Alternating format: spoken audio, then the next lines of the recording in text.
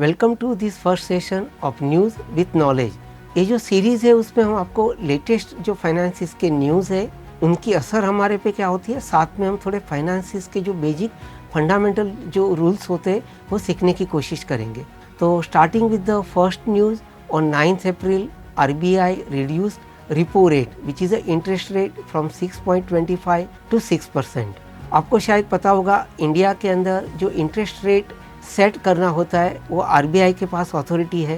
And this time specifically RBI की जो monetary policy meetings होती है उनमें जो इंटरेस्ट रेट के लिए डिस्कशन किया, तो डिस्कशन करने के लिए और इंटरेस्ट रेट कितना होना चाहिए, सो व्हाट दे कंसीडर्ड, जो अभी जो हमारा इन्फ्लेशन है इंडिया में वो कम हो रहा है एंड पूरा जो ग्लोबल एनवायरनमेंट है कम्प्लीटली अनसर्टन है, चैलेंजिंग है।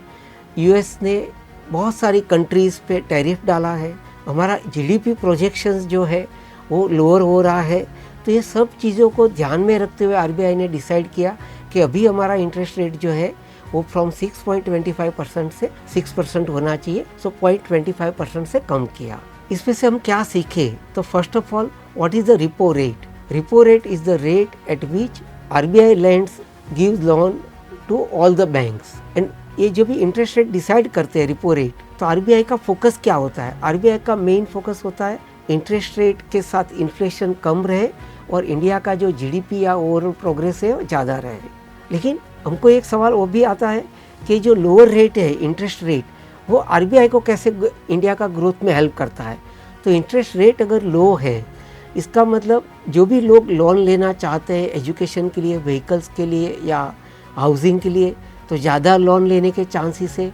बिजनेसमैन ज़्यादा लोन लेंगे क्योंकि इंटरेस्ट रेट कम है। ज़्यादा लोन आई, लोगों को इंटरेस्ट कम भरना है, इंस्टॉलमेंट अमाउंट कम भरनी है।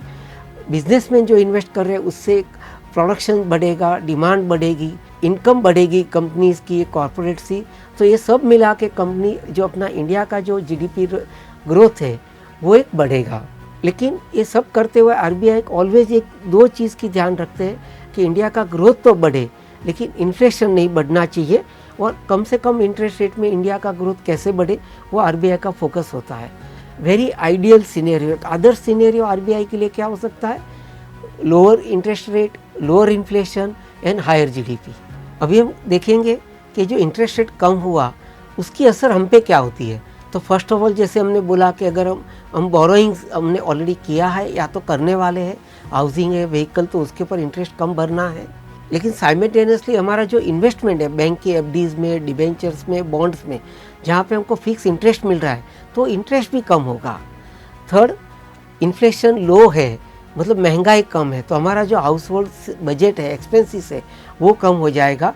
एंड जनरली हमने ऑब्जर्व किया है कि जब भी इंटरेस्ट रेट कम होता है स्टॉक मार्केट बढ़ेगा, लेकिन ज़रूरी नहीं है कि हर टाइम बढ़ेगा, क्योंकि stock market also depends on so many other factors.